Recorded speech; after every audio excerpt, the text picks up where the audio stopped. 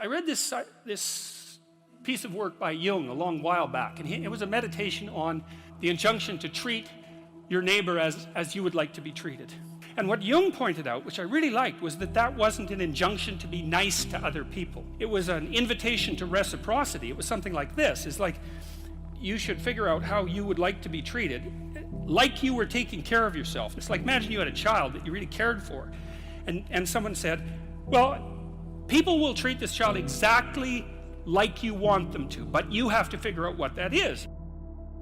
How do you want your child to be treated? You don't want everyone just to be nice to him, you know. You want people to challenge him, and you want people to discipline him, and you want people to tell him when he's wrong. It's like, you don't just want everyone to be nice. That's pathetic. It's pathetic. There's no challenge in that. You want to treat other people like you would like to be treated. Well, then you have to figure out, how would you like to be treated? And while you'd like people to fawn all over you and just lay everything at your feet, it's like, no, that's not something you'd wish for someone that you were taking care of. Then there's an additional problem, which is it's often the case that people will treat other people better than they treat themselves. It's a bit of a meditation on why people don't like themselves very much. I think there's two reasons, really, and one is that we're fragile and damageable and imperfect in multiple dimensions all the time. And that often just gets worse. Lots of things get worse as you get old, for example. So it's not necessarily that easy for a self-conscious being who's extraordinarily aware of his or her own fragility, but not just fragility, foolishness and errors. Like, you know yourself better than anyone else knows you, and you might have a certain amount of dislike for someone you know because of something they did, but you know everything you did. Jesus, that's a drag, man. You know, you have to carry that along behind. It's like, really, I did that, you know.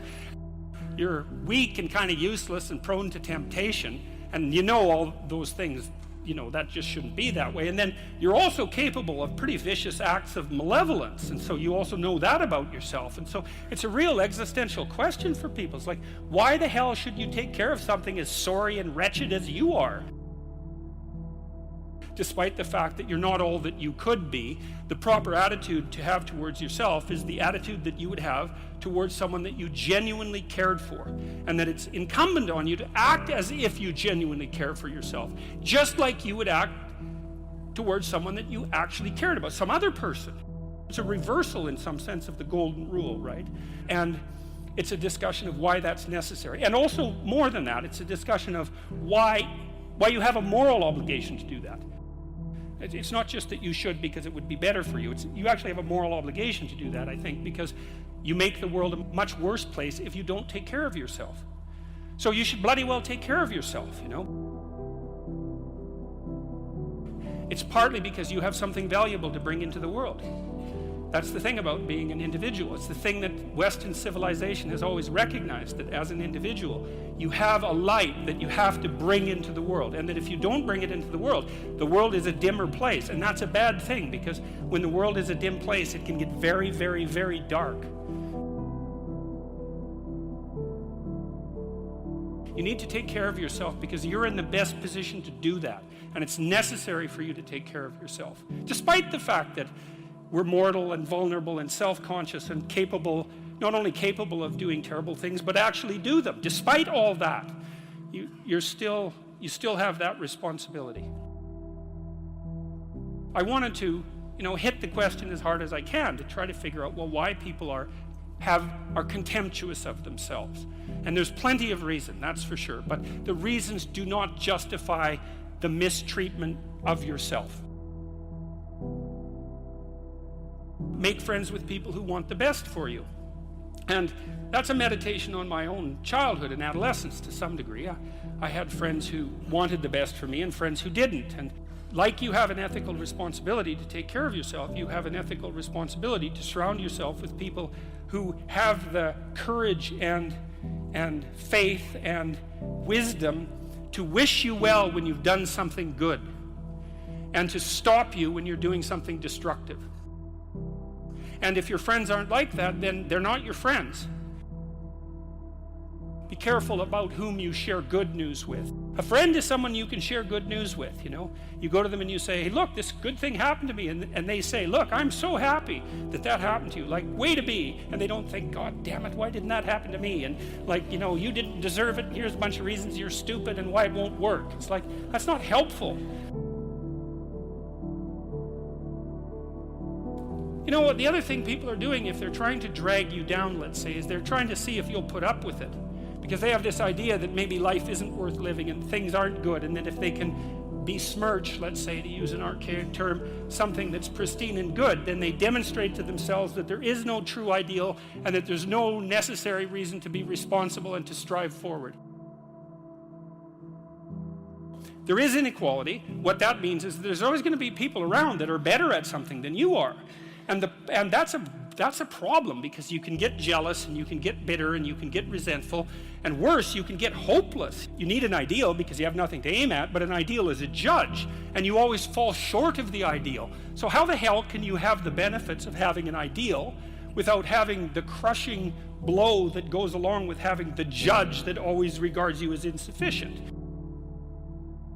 You need a goal, but we don't want to let your distance from the goal crush you. So you got to set up a goal, and then you got to break the goal down into parts so that you can move towards it and you have a fairly high likelihood of doing it. So that's a bit of practical, I wouldn't say advice, because it's better than advice. It's some practical knowledge about how to go about achieving an aim. Set a high aim, but differentiate it down so you know what the next step is, and then make the next step difficult enough so you have to push yourself past where you are, but also provide yourself with a reasonable probability of success. You really have to stop comparing yourself in some ways to other people. And the reason for that is that the particularities of your life are so idiosyncratic that there isn't anyone really all that much like you, you know, because the details of your life happen to matter. And so maybe you compare yourself to some rock star or something like that, and you know, the person's rich and famous and glamorous and all that, but you know, they're alcoholic and they use too much cocaine and they've had 3 divorces, and it's like, how the hell do you make sense out of that? Is that someone that you should judge yourself harshly against or not? The answer is you don't know, because you don't know all the details of their lives. And who do you know that you can compare yourself to? That's easy. You. Yesterday. Compare yourself to who you were yesterday, not to who someone else is today. So here's a good goal. It's something like, well, aim high, but use as your control yourself. So your goal is to make today some tiny increment better than yesterday. And you can use better, you can define better yourself. This doesn't have to be some imposition of external morality. You know where you're weak and insufficient, where you could improve. Think, okay, well, this is what I'm like yesterday. If I did this little thing, things would be just an increment better. That's a great thing, because you get the ball rolling, and incremental improvement is unstoppable. You can actually implement it, and it starts to generate Pareto distribution-like consequences. It starts to compound. Then you have your goal, and then you think, well, I need to move towards that incrementally, because I'm kind of useless and can only do so much, and maybe not even that. But all I have to do is be a little bit better than my miserable self yesterday.